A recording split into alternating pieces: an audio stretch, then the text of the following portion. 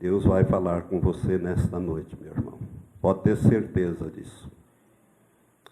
Irmãos, nós estamos fazendo uma série de estudos sobre a segunda vinda de Cristo e hoje eu creio que nós chegamos no estudo mais importante para o crente nascido de novo.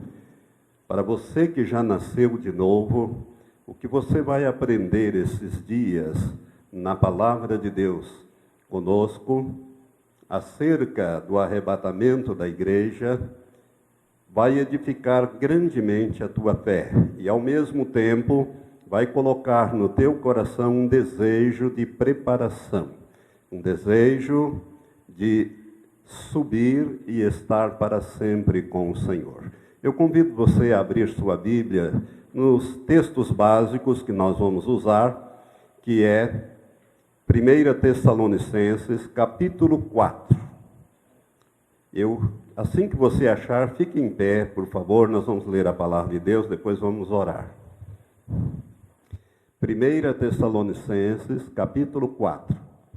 O apóstolo Paulo, inspirado pelo Espírito Santo, ele nos dá esta revelação sobre como será o arrebatamento da igreja. Como é que ele vai se processar? Jesus fala do arrebatamento, mas o Espírito Santo usa Paulo para trazer detalhamentos acerca do arrebatamento da igreja. Paulo, irmãos, ele teve excelentes revelações que Jesus deu a ele. Ele mesmo diz que por causa dessas excelentes revelações, ele teve até um espinho na carne, para que ele não se ensoberbecesse, a fim de que ele pudesse manter-se humilde. Então acompanhe, a partir do verso 13, 1 Tessalonicenses, capítulo 4, o apóstolo nos traz esta revelação. Não queremos, porém, irmãos, que sejais ignorantes acerca dos que já dormem. Paulo usa aqui um eufemismo, o apóstolo está usando um eufemismo, uma figura de linguagem. Dorme aqui é morrer, ou seja, alguém que dormiu no sentido de estar morto fisicamente, não espiritualmente, mas fisicamente.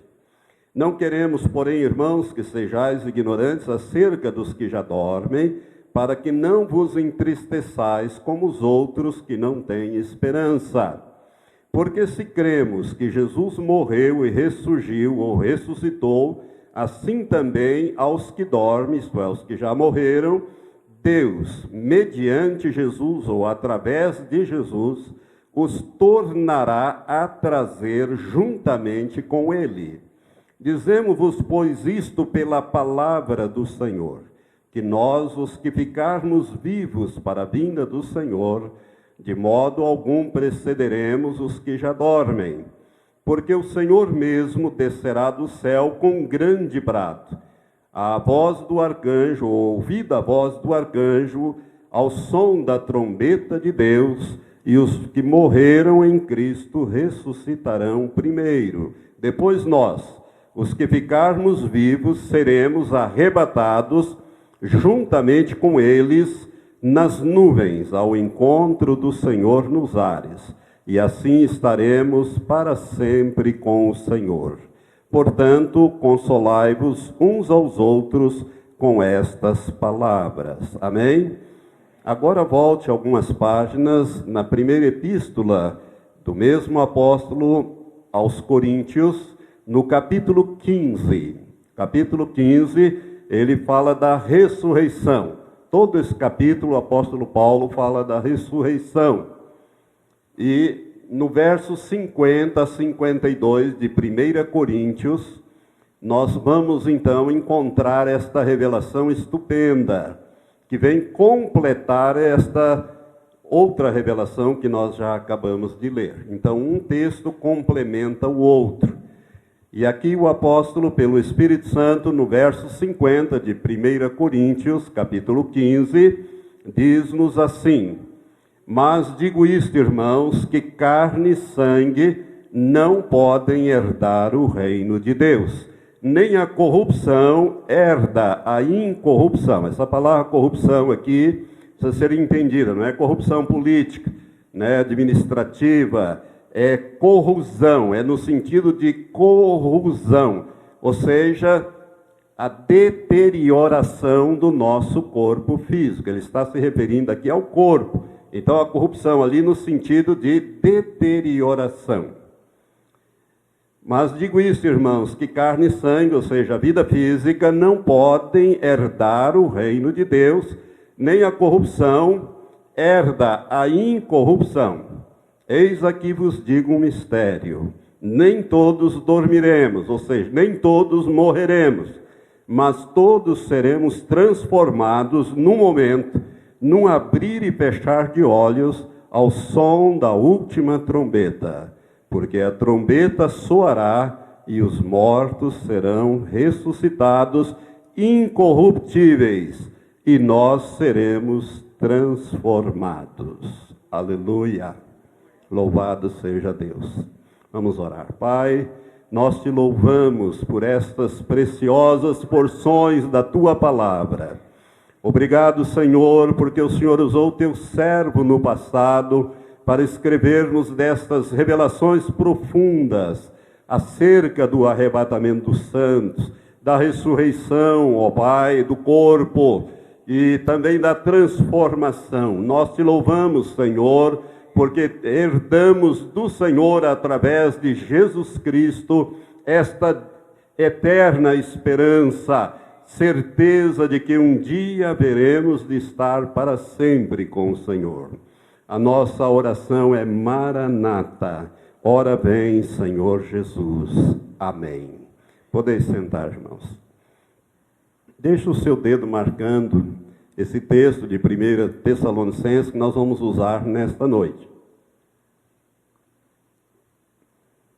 Irmãos, este assunto do arrebatamento da igreja, ele é palpitante. Eu vou levar várias quintas-feiras falando desse assunto. Eu quero dizer para você que bem recentemente, no apagar das luzes de 2014, eu estava lendo Apocalipse e o Senhor me deu um entendimento novo. Eu diria que ele ampliou o meu entendimento acerca do arrebatamento da igreja. Eu não sei quando é que eu vou falar, mas eu vou falar nesse estudo, eu vou colocar esse entendimento novo que eu tenho, que eu nunca falei em lugar nenhum, porque me foi dado agora, no dia 30 para 31 de dezembro deste ano. Eu louvo a Deus, porque o Senhor é bom. Aleluia. Glória a Ele. Então, na medida em que a gente vai estudando a palavra, vai amadurecendo, no tempo próprio, Deus nos dá a conhecer as coisas que em breve devem acontecer.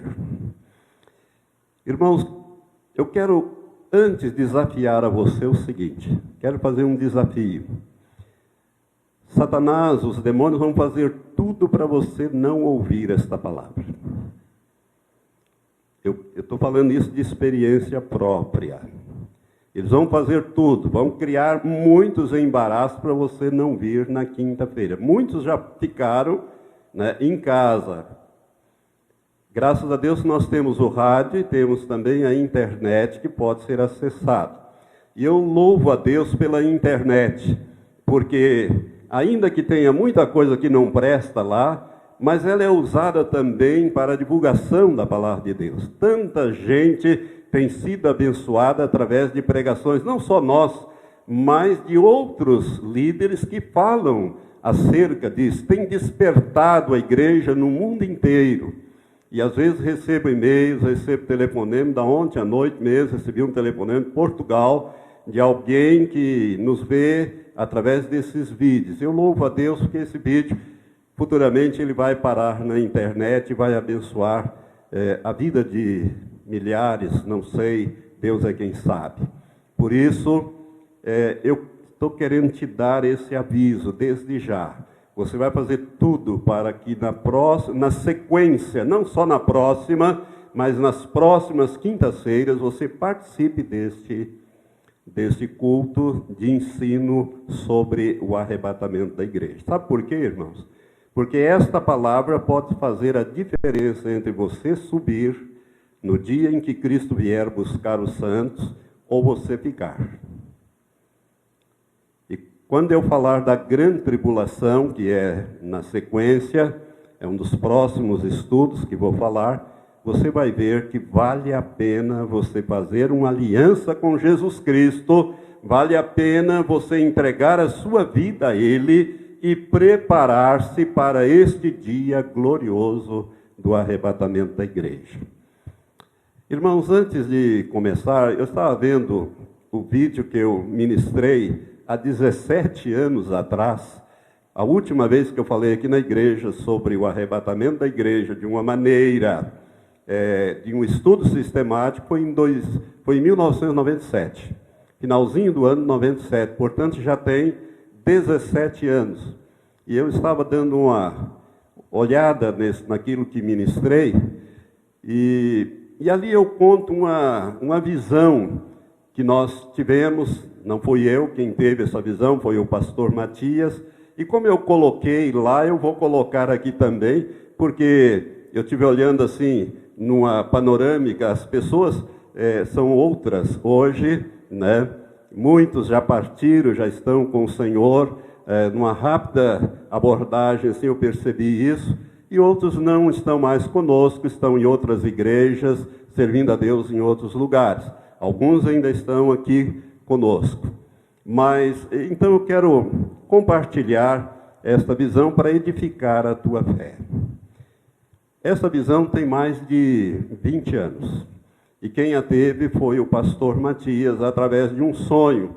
Mas não foi um sonho comum, foi um sonho em que alguma coisa lutava para que aquela visão, aquilo que estava sendo mostrado não viesse. Né? Havia uma oposição muito grande. E eu me lembro que quando o pastor nos compartilhou isso, ele disse: pastor, 6 horas da manhã eu acordei, parecia que eu estava todo moído, suado. Aí é que eu consegui dormir alguma coisa, porque a noite toda eu lutei com nessa visão. Parecia uma coisa assim como se Satanás não quisesse que isto viesse até mim, para que eu pudesse compartilhar com o irmão, e se o irmão quiser, com a igreja. Então, irmãos, nessa visão, quanto isto para a glória de Deus, não para a minha glória, longe de mim isto, nesta visão era acerca desta igreja aqui. E nós estávamos no campo, nós estávamos numa área rural, e havia uma multidão de gente muito grande conosco ali. E eu liderava todo esse povo. Eu estava à frente. E eu ia conduzir este povo a um lugar de refúgio, a um lugar especial. E somente eu sabia como chegar a este lugar. E eu estava à frente, liderando. Pastor Matias estava, outras pessoas também estavam ali, irmãos conhecidos, e muita gente conosco. E era uma estrada rural, era uma estrada muito estreita, dessas que carroça passa, carro, uma estrada rural no chão, e como se fosse uma trilha, e eu estava então liderando aquele grupo, e era muita gente, segundo ele me detalhou. Então, na medida em que nós começamos a andar ali naquela visão, eu dizia: olha, prestem atenção, vocês precisam andar na trilha, na estrada, não saiam fora deste lugar, não saia fora da trilha, não saia fora da estrada. Por quê? Porque ali fora, do lado de fora, tanto à direita como à esquerda, tem muitos lugares pantanosos e são areias movediças. E se você sair, você pode cair ali, e se você cair, nós não temos condições de te buscar lá. Nós não vamos parar esta caminhada, porque o tempo está curto. E eu olhava, e o sol estava declinando, era em torno de 5 horas da tarde. E nós precisamos chegar lá naquele lugar de refúgio, um lugar especial, de preferência antes que a noite viesse. E nós então, eu disse, não saiam fora. E andava rápido, e o pastor Matias atrás, porque ele estava preocupado com a vida dele, né? Em apertar o passo. E eu andava firme, rápido, e eu ia dizendo, não saiam fora. E algumas pessoas teimavam e saíam, e daí caíam naqueles lugares e começavam a gritar, socorro, ajuda, socorro, estou me afundando. E eu digo, não salve, não saia para salvar, senão você morre também. Continue na trilha, continue na trilha, continue na estrada. E eu então estava na frente andando rapidamente, né? E aí a visão passa por um segundo estágio, esse é o primeiro estágio. A visão passa por um segundo estágio e nós alcançamos uma área em que parecia ser uma pastagem, pasto de um lado e pasto do outro. Mas nós estávamos naquela estrada estreita, uma espécie de trilha. E eu dizia, olha, não saiam para fora, porque havia muitas toceiras. Eu vou usar essa linguagem, toceira de capim. Né? Era uma pastagem rala, mas tinha aquelas toceiras de capim, tanto de um lado como do outro. E eu digo, olha, não saia fora da trilha, né? Porque nessas toceiras existem serpentes venenosas. E se você sair e for picado, você vai morrer. Não saia. E algumas pessoas teimavam, curiosamente, e saíam. Desobedientes saíam, eram picadas, começavam a gritar por ajuda. E eu digo, não dá para ajudar. Se você for atrás, você vai morrer também. Deixa para lá. Vamos no nosso objetivo, no nosso alvo.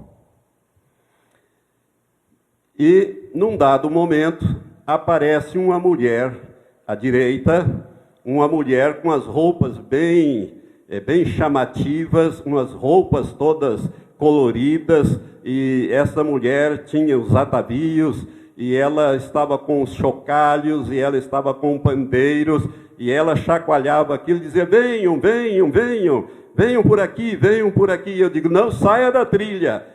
Cuidado, se você sair, as cobras vão te picar. E algumas pessoas iam, né, igreja, e você sabe que mulher, em visão, representa a igreja. E saíam, eram picados e eram mortos. E eu dizia, não vá atrás para socorrer, porque senão você pode se perder também. E nós chegamos então a um terceiro estágio daquela visão. Quando termina esse segundo estágio, o sol começa a ser coberto pela terra. O dia já estava terminando. E aí eu olho para frente, naquele terceiro estágio, ali havia uma mata que fora derrubada, totalmente derrubada, e depois tacada a fogo, como se fazia antigamente, e nós tínhamos que passar por aquele lugar, mas a estrada, o caminho parava ali, e eu dizia, andem comigo, não saia da trilha, porque eu sei uma maneira de nós passarmos este lugar sem perigo. Eu sei por onde levar, ande comigo, não saia da trilha, porque se você entrar nesta parte ali, e nisso a noite começou a descer, o manto da noite, eu falei, você vai entrar nessa parte escura, e ali tem paus, né, pontiagudos, e você vai se ferir, pode até morrer, e vai ficar preso nessa armadilha. Então não sai. Eu ia falando e andando, eu ia gritando, falando e ia andando. Eu não parava para dar explicação em nenhuma situação. E aí então, quando nós chegamos, eu virei para a direita e entrei numa trilha mais curta ainda, mais estreita.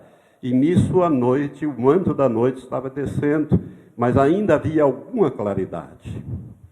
Havia alguma claridade, mas alguns desobedientes, assim, pessoas rebeldes, entraram e gritavam, se machucavam e não davam ouvido. E na medida, irmãos, que nós íamos caminhando, aquela população foi diminuindo. Foi diminuindo por esses que foram ficando pelo caminho. Foram ficando pelo caminho. E nós entramos, chegamos então, atravessamos aquele lugar escuro, a noite já tinha chegado praticamente, alguns lampejos ainda de luz, dava para avistar alguma coisa, mas já estava praticamente escurecendo. E aí nós atravessamos aquele lugar e entramos no quarto e último estágio daquela visão. E eu disse para os irmãos, agora nós vamos entrar, nós vamos continuar, e à direita, que parecia novamente um pasto, tanto de um lado como do outro, um pasto ralo, baixinho, e eu disse para eles, vão aparecer tanto à direita como à esquerda animais ferozes enormes.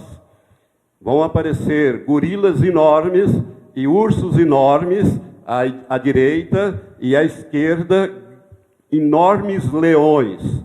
Mas vocês não tenham medo deles, apenas continue na trilha, no caminho. Se você continuar no caminho, eles não podem te alcançar, mas se você fugir para um lado ou para o outro, eles vão te pegar e vão te estraçalhar.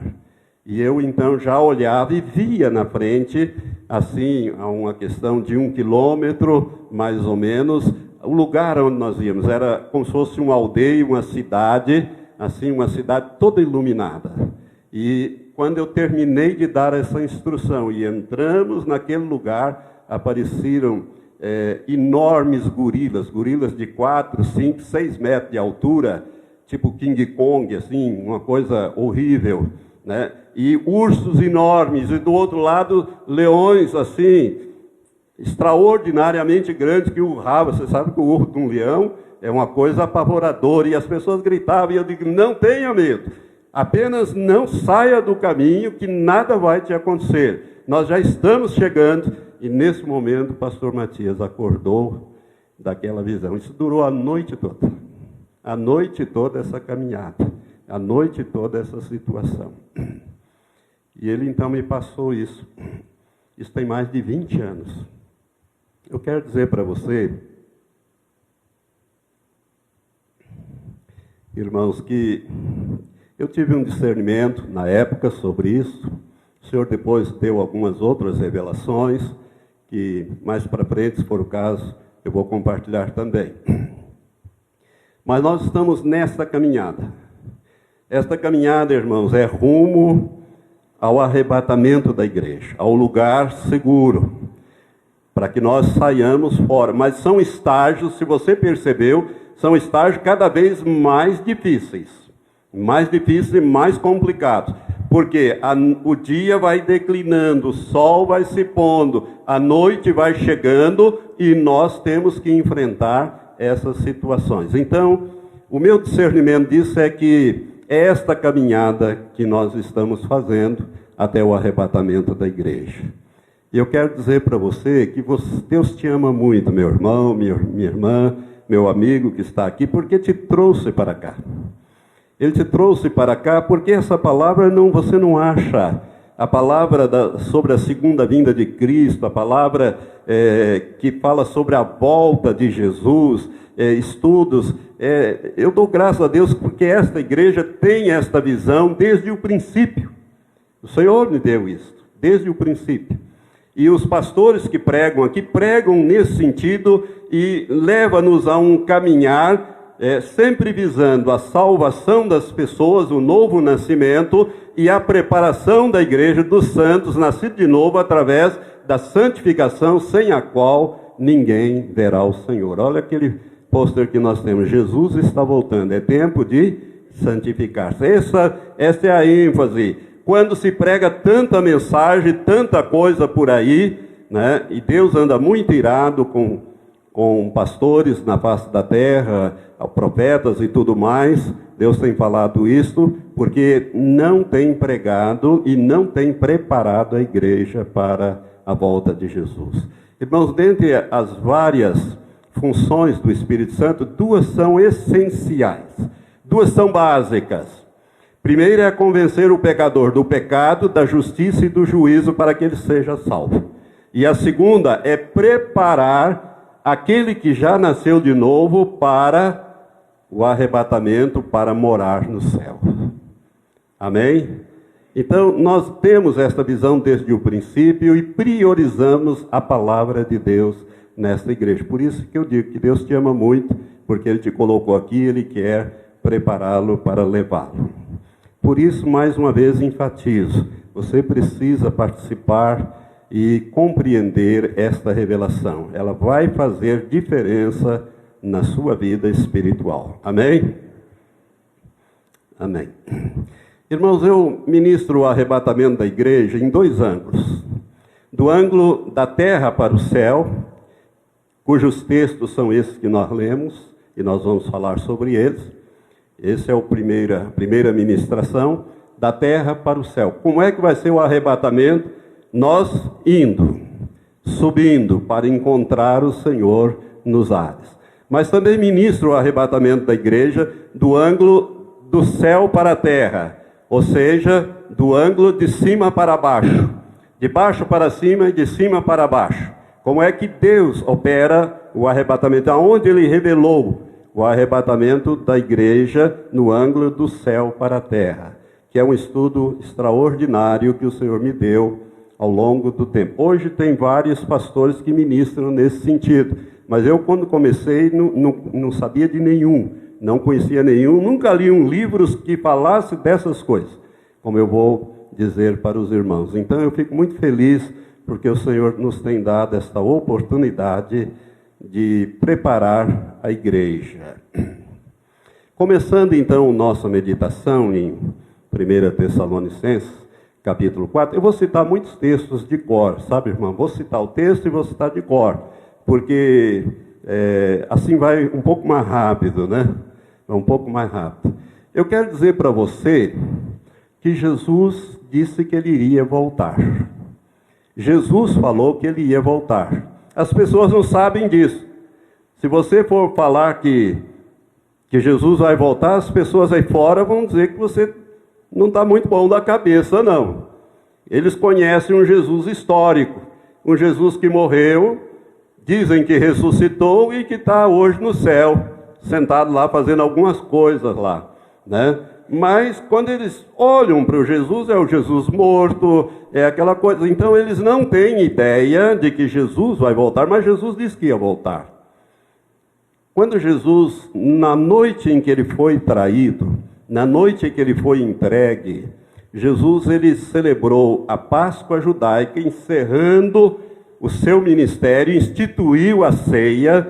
E se você olhar no Evangelho de João, os capítulos 13, 14, 15, 16 e 17, é Jesus se despedindo e dando as últimas revelações, se despedindo dos discípulos. Ele encerrou naquela noite, foi a noite que ele foi traído, a noite que começou o seu sofrimento. Naquela noite, Jesus ele vai se despedindo dos discípulos, ele diz: olha, eu preciso ir, porque se eu não for, o Espírito Santo não virá. Mas se eu for, eu vou enviar o Espírito Santo, não é? Eu vou enviar o Espírito Santo, ele vos ensinará todas as coisas, ele ensinará acerca das coisas que vão acontecer, ele vos instruirá, ele estará convosco para sempre, convencerá o pecador do pecado, da justiça, do juízo. Ele vai falando do Espírito Santo. E Jesus, no capítulo 14, eu vou citar os 3 primeiros versículos de cor. Jesus disse assim: não se turbe o vosso coração, porque os discípulos começaram a ficar tristes, porque ele estava dizendo que estava de partida. Ele disse: não se turbe o vosso coração, credes em Deus, crede também em mim. Na casa de meu pai há muitas moradas. Se não fosse assim, eu vou-lo teria dito. Eu vou preparar-vos lugar. E quando eu for e vos preparar lugar, virei outra vez, virei outra vez, virei outra vez, e vos levarei para mim mesmo, para que onde eu estiver, estejais vós também. João capítulo 14, os 3 primeiros versículos. Então Jesus disse que ele voltaria. Ele disse: eu virei segunda vez. Ele não usa a expressão segunda vez, mas ele usa: virei outra vez e vos levarei para mim mesmo. Ele está falando ali do arrebatamento. Jesus está falando ali do arrebatamento. Jesus também no capítulo 24, quando ele ia saindo do templo, mostrar os edifícios, etc., Jesus, não vê de tudo isso aqui, né? Em verdade vos digo que não se deixará aqui pedra em cima de pedra que não seja derribada. Quando os discípulos chegaram ali no Monte das Oliveiras, fica de frente em Jerusalém, fica de fronte de Jerusalém, chegaram para ele em particular, dizer, mestre, diga-nos quando serão estas coisas? E que sinal haverá da tua vinda e do fim do mundo? Que sinal haverá da tua vinda? Jesus não tinha ido ainda, eles queriam saber quais eram os sinais que indicaria a sua segunda vinda. Aí Jesus vai e libera a mensagem que é o sermão profético do capítulo 24 e 25 do Evangelho de Mateus. Então Jesus ele fala no 24 que ele vai voltar. E ele fala em João capítulo 14, esses 3 versículos que eu citei, que ele vai voltar. Mas além de Jesus, o Espírito Santo também revelou que Jesus vai voltar. Nesse texto que nós lemos aqui, 1 Tessalonicenses capítulo 4, o Espírito Santo inspira Paulo a escrever e a detalhar como será essa segunda vinda de Jesus. Então o Espírito Santo afirma que ele vai voltar. O Espírito Santo que habita em nós, que está conosco, né? Que Jesus disse que ia liberar, liberou o Pai, mandou o Espírito Santo, né? O outro eu, ou seja, para que estivesse para sempre conosco, e ele disse, usou Paulo para escrever, não somente nesse texto que nós lemos, mas naquele outro que lemos também, de 1 Coríntios 15, de que o arrebatamento, Jesus vai voltar, e vai acontecer coisas extraordinárias. Então, Jesus disse que ele ia voltar, o Espírito Santo diz que Jesus vai voltar uma segunda vez, vai voltar, vai estar conosco segunda vez, e os anjos também disseram que Jesus vai voltar. E o tempo está voando, e eu já estou preocupado, eu estou no início da coisa, mas é muito importante o que eu quero falar. Eu não quero apurar muito, irmãos, eu quero ir, porque estou ministrando 17 anos depois na nossa igreja. Nas outras igrejas eu tenho que fazer uns resumos rápidos, mas aqui eu não vou fazer resumo rápido, não. Eu quero descer um pouco mais com os irmãos. Os anjos também disseram que ele ia voltar. Você se lembra, está lá no registro de Atos capítulo 1, que quando Jesus subiu, a Bíblia diz, Paulo, o apóstolo, foi usado novamente, no capítulo 15 desse texto que fala sobre a ressurreição, verso 6, o apóstolo Paulo diz que Jesus subiu à vista de mais de 500 irmãos. Então tinha lá uma pequena multidão de discípulos, entre eles os apóstolos, ali, e Jesus foi subindo lentamente do Monte das Oliveiras, e ele foi subindo e dando as últimas instruções, foi subindo até que veio uma nuvem, o encobriu, e eles, aqueles 500, ficaram olhando, querendo ver mais alguma coisa, quando de repente 2 varões com vestes resplandecentes, ou seja, anjos, se colocou ali com eles e disse, varões galileus, por que estáis olhando para as alturas? Este Jesus que vistes ir, virá, do mesmo modo como o vistes ir. Então, Jesus disse que ia voltar, o Espírito Santo disse que ele vai voltar, e os anjos disseram que ele vai voltar. Você tem dúvida de que ele vai voltar? Não. Mas se você falar isso aí para o mundo, que Jesus vai voltar, eles vão achar que você é doido. Né? Diz, mas que isso? Aonde você tirou isso? Que ideia é essa? Né? Porque as pessoas não conhecem a palavra de Deus. Jesus disse que ia voltar, e ele vai voltar. E ele vai voltar. Aleluias. Ele vai voltar, irmãos. Ele vai voltar para primeiro levar a igreja. Primeiro levar a igreja. Então eu queria desenvolver um pouquinho mais com você este assunto. Veja bem, tem pessoas que não entendem. A Bíblia e os textos bíblicos às vezes levam a gente a fazer confusão. Mas a Bíblia ela é relativamente clara quando você começa a estudá-la da maneira certa, para você entender que Jesus, ele virá, na verdade, duas vezes. A primeira vez, ele não virá à terra. Ele não porá os seus pés sobre a terra. A Bíblia diz nesse texto que nós lemos, que ele virá e parará nos ares. Nós é que subiremos para encontrar o Senhor nos ares. Esta primeira vez é o arrebatamento da igreja. Mas Apocalipse, capítulo 1, verso 7, diz: e todo olho o verá, até aqueles que o traspassaram. Ou seja, todo olho vai ver Jesus voltando em poder e grande glória. Mas aí ele voltará com a igreja. Primeiro ele vem buscar a igreja, mas quando ele vier buscar, ele não descerá à terra. Ele parará nos ares. Essa palavra ares é cosmo no grego. Ou seja, a estratosfera, próximo da terra. Jesus virá, parará lá, e nós subiremos a encontrar o Senhor nos ares. 3 anos e meio depois desse grande evento, no meu modo de entender, tem alguns que dizem que a igreja vai subir no início dos 7 anos, aquela semana de anos que ficou para trás, que Deus vai voltar a tratar com o povo de Israel, que eu venho falando, né? Mas no início dessa semana, uns teólogos, somente teólogos reformados da linha pentecostal, assembleana, eles ensinam assim. No meu modo de entender a palavra de Deus, e sou um estudioso de escatologia, há cerca de 30 anos que estudo esse assunto na Bíblia, não será no início dos 7 anos, mas será na metade dos 7 anos, e eu vou provar isso dentro da Bíblia, vou mostrar isso dentro da Bíblia mais para frente. Mas agora basta que você saiba que a igreja sai na metade desse período dos 7 anos, né? Então, metade, decorrido 3 anos e meio, nós saímos arrebatados, e depois nós voltaremos no final desses 7 anos. Aí, então, todo olho verá.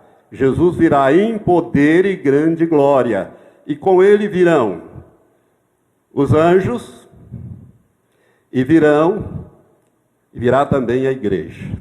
Então Jesus vai vir com a igreja. Quer ver como isso está na Bíblia? Né? Às vezes a gente tem que fazer a afirmação, mas tem que mostrar.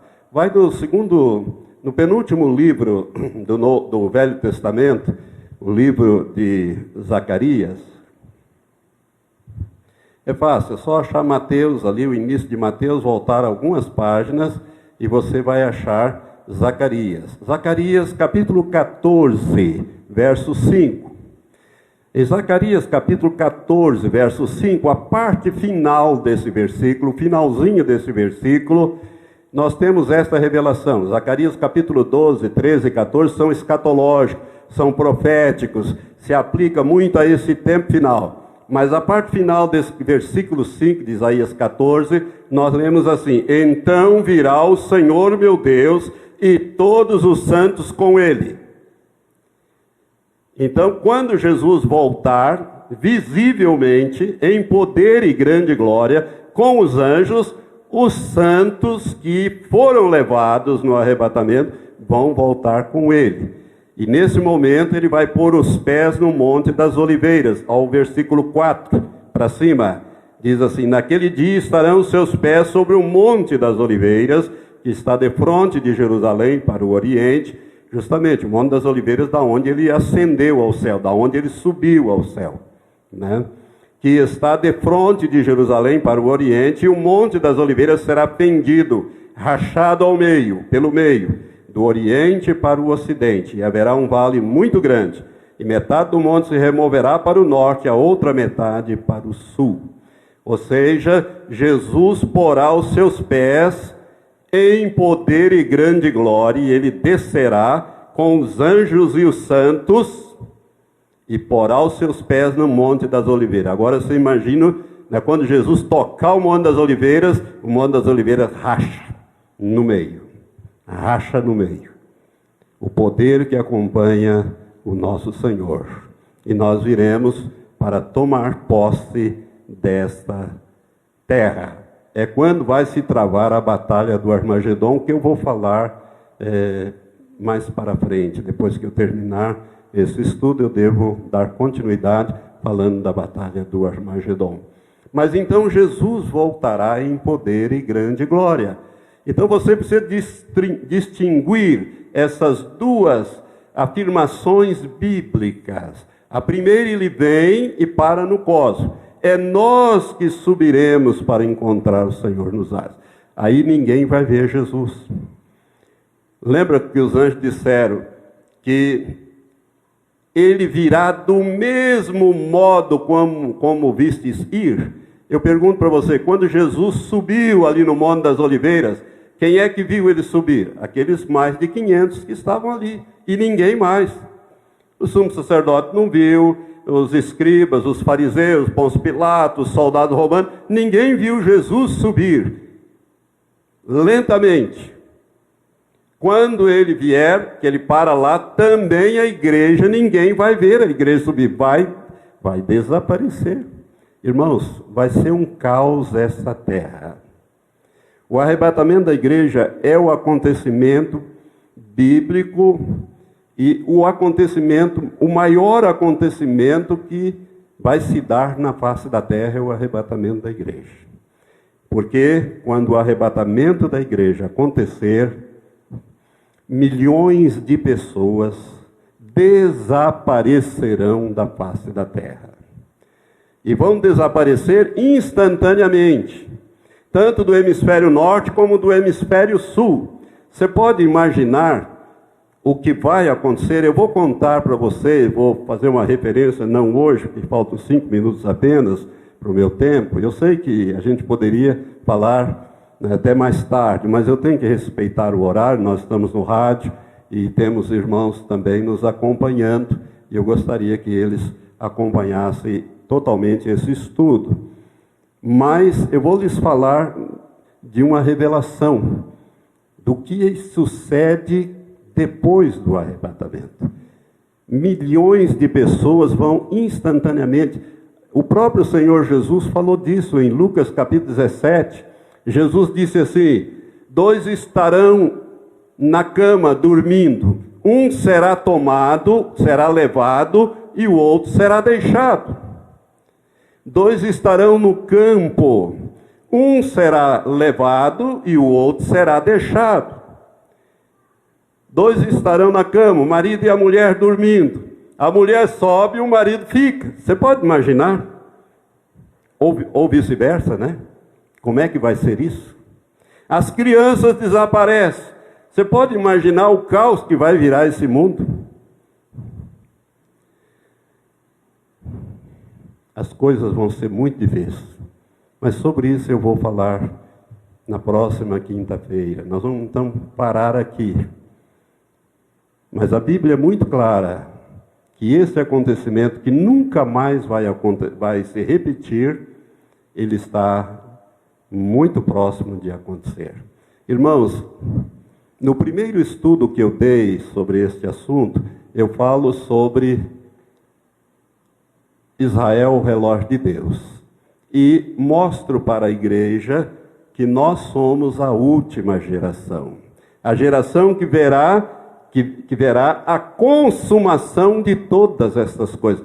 A geração que vai participar do arrebatamento da igreja. A geração final. Jesus disse que a geração que visse os sinais se cumprirem, que ela não passaria sem que tudo se cumprisse, que poderia passar o céu e a terra, mas esta geração não passaria. Essa é a nossa geração. É a geração que viu a figueira brotar, que é um símbolo de Israel. Né? A figueira brotar.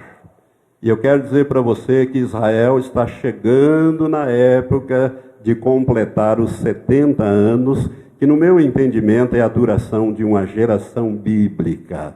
Porque a Bíblia fala no Salmo 90, usando Moisés para escrever. Deus usa Moisés. Moisés foi o último homem na Bíblia que viveu 120 anos.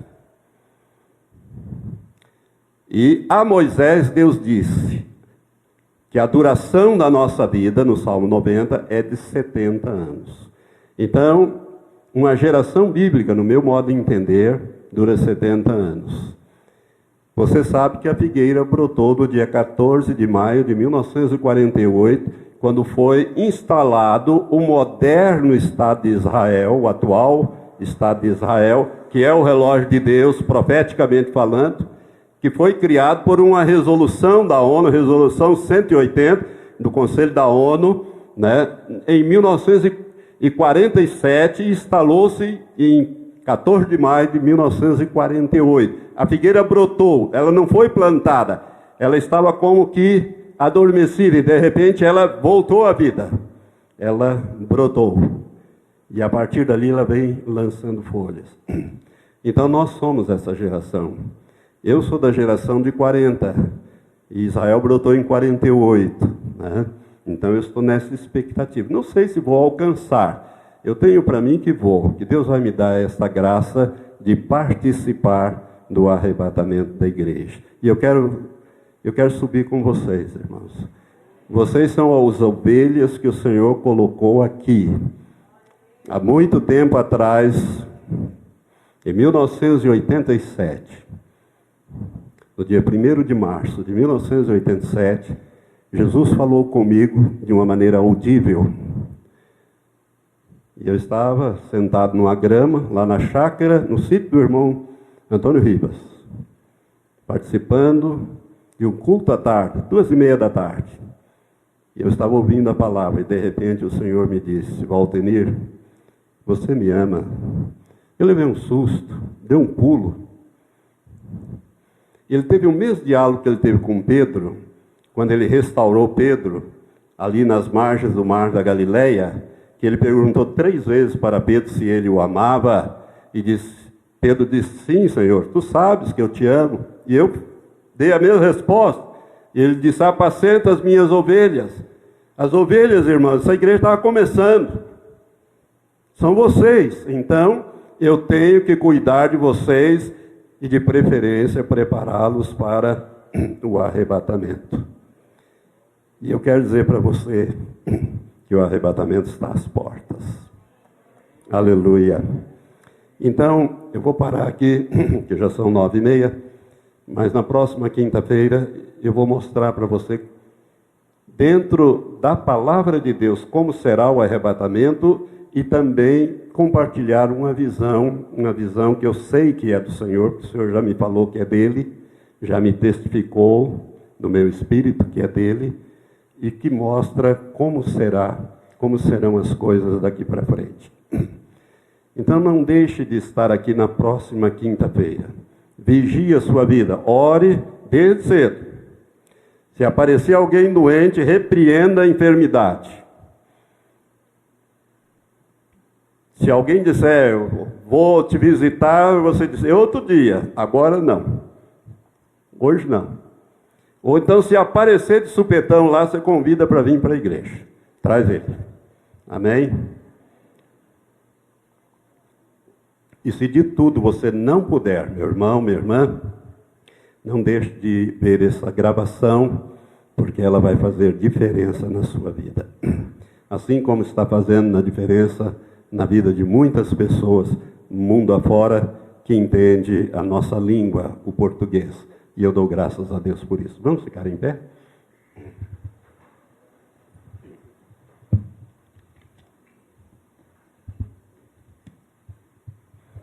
Você foi abençoado hoje? Graças a Deus, né? Irmão, quem pertence ao Senhor tem uma alegria em descobrir essas coisas. Agora, eu quero dizer para você que ainda não fez a tua decisão entregando a tua vida a Jesus. Você precisa fazer isso. Vale a pena. Vale a pena você fazer uma aliança com Deus através de Jesus Cristo. Porque o que te espera na eternidade é algo extraordinário. É algo que o apóstolo Paulo escrevendo, ele diz: nem olhos viram, nem ouvidos ouviram, e nem mesmo subiu ao coração do homem o que Deus tem preparado para aqueles que o amam. Mas ele tem revelado através do Espírito Santo. Então algumas coisas Deus revela, outras não. As coisas reveladas nos pertencem, as não reveladas pertencem a Deus. A Bíblia diz isso. Por isso, eu quero que você fique muito feliz. Se você já fez a sua decisão com o Senhor, saiba que o Senhor quer prepará-lo para que você abandone o pecado, que a sua vida mude, deixar Ele te limpar, moldar, trabalhar com você, para você subir muito brevemente, para estar para sempre com o Senhor. Levante as suas mãos. Pai, nós levantamos as nossas mãos num gesto de gratidão. Ó Deus Santo, a Tua palavra diz: como escaparemos nós se descuidarmos desta tão grande salvação? Pai, eu te louvo por essas vidas que estão me ouvindo aqui, que estão me ouvindo no rádio, que me ouvem também na internet, que me ouvirão através dessas gravações, ó Pai, que serão postadas no YouTube. Ó Deus, usa esses meios para despertar a Tua igreja e preparar a Tua igreja, Senhor, em santidade, porque sem a santificação, a Tua palavra diz que ninguém verá a Tua face. Nós queremos estar para sempre com o Senhor. Por isso, ó Pai, nós rogamos que o Senhor nos traga de volta na próxima quinta-feira. Ó Deus, nos dê a saúde, o ânimo, as condições de estarmos aqui, ó Deus, para aprender mais, e que esta palavra, Senhor, faça uma mudança na nossa vida. Mude-nos completamente. Dê-nos uma perspectiva nova, Senhor. Uma perspectiva elevada do Teu reino. Maranata é a nossa oração. Ora vem, Senhor Jesus. Assim nós oramos em nome de Jesus. Amém. Graças a Deus.